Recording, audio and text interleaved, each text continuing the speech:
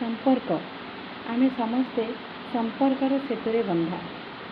एमिति केतेगुड़िए कथा अच्छी जहाँ आमे मानिले बा पालन कले आमर संपर्कटी आहुरी मधुर हो उठिब एवं मजबूत होइब।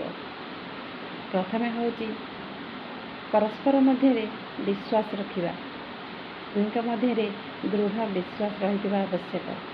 परस्पर मध्यरे भावर आदान प्रदान होथिबा उचित।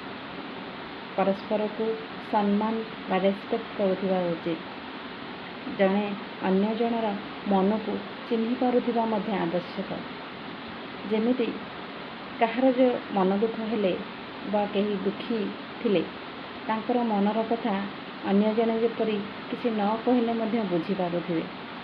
एही भली आदान प्रदान सुख दुखर संपर्क बेसी दिन तिष्ठि थाए एवं संपर्क को आहुरी मजबूत करि थाए। एही भली संपर्क सेतु को बांधी आगକୁ बढ़ंतु।